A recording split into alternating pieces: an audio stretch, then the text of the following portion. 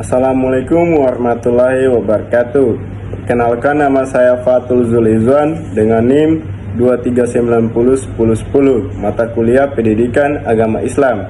Baik, kali ini saya akan membawakan presentasi saya dengan judul Iman kepada Hari Akhir. Sebelum melangkah lebih jauh, lebih baiknya kita mengetahui dulu apa itu hari akhir. Hari akhir adalah meyakini bahwa akan adanya kehidupan yang kekal ataupun biasa kita sebut dengan kiamat setelah hancurnya alam semesta beserta isinya, dan manusia akan mendapatkan balasan yang seadil-adilnya mengenai amal dan dosanya yang telah dilakukan di dunia. Yang kedua, macam-macam hari akhir. Yang pertama, kiamat sugera atau biasa kita sebut dengan kiamat kecil, yaitu contohnya kematian seseorang dan bencana alam seperti bencana alam gempa bumi dan tsunami dan lain sebagainya. Yang kedua yaitu kiamat kubra atau biasa kita sebut dengan kiamat besar.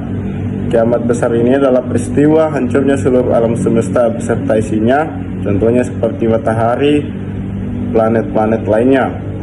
Yang ketiga, tanda-tanda hari akhir. Yang pertama, tanda-tanda hari akhir kiamat sugera ataupun kiamat kecil antara lain: A. Hamba sahaya perempuan melahirkan tuanya. B. Ilmu agama dianggap tidak penting. C. Perzinaan, minuman-minuman keras, dan penculikan merajalela di mana-mana. E. Banyak terjadi gempa bumi, musibah, dan lain sebagainya.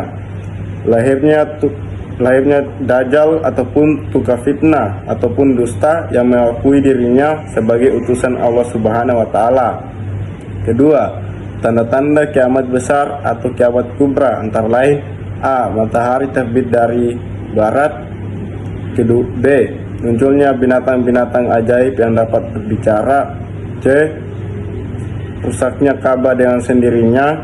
D. Seluruh manusia akan menjadi kafir dan lenyapnya Al-Quran. E. Berkuasanya bangsa Yajud Majud di muka bumi ini. Bagian keempat yaitu peristiwa yang berhubungan dengan hari akhir. Yang pertama, Yaumul Ba'ts ataupun alam kubur, yaitu waktu antara sesudahnya meninggalnya seseorang sampai menunggu datangnya hari kiamat. Yang kedua, Yaumul Ba'ts, masa dibangkitkannya manusia dari alam kubur, dari manusia pertama sampai manusia terakhir.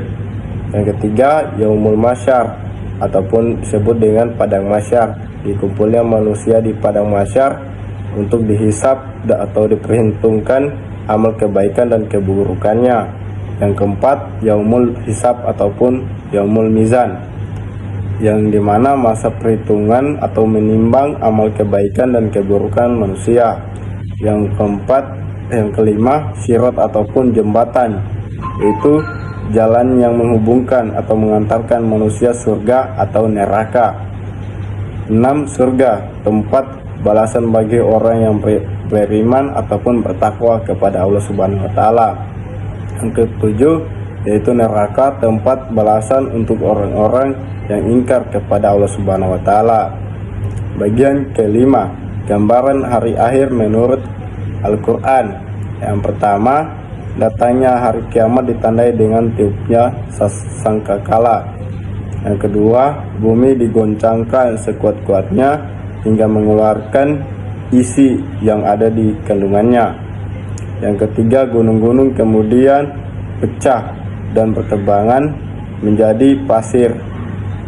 Yang keempat yaitu matahari dan bintang-bintang berjatuhan dan laut meluap.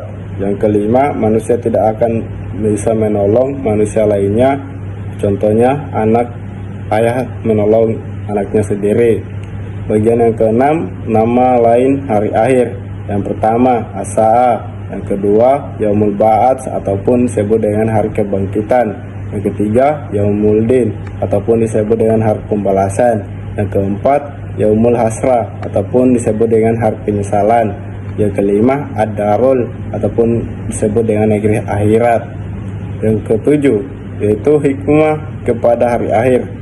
Yang pertama, menjadikan manusia bersikap hati-hati dalam hidup di dunia sehingga akan selalu taat kepada petunjuk-petunjuk agama dan membatasi diri terhadap kesenangan hidup di dunia. Yang kedua, berusaha menjadi manusia yang baik selama hidup di dunia, yakni berbakti kepada Allah Subhanahu wa Ta'ala, orang tua, dan berbuat baik terhadap sesama manusia. Yang ketiga, menyadarkan manusia akan adanya hari akhir sebagai kehidupan yang kekal ataupun kehidupan yang hakiki bagi manusia. Yang keempat, menyadarkan manusia bahwa kehidupan di hari akhir adalah tujuan hidup setiap manusia yang hidup di dunia. Yang kelima, mendorong manusia untuk memperbanyak amal ibadah dan menjauhi larangan Allah Subhanahu wa Ta'ala. Saya Fatul Zulizwan mengucapkan terima kasih. Wassalamualaikum warahmatullahi wabarakatuh.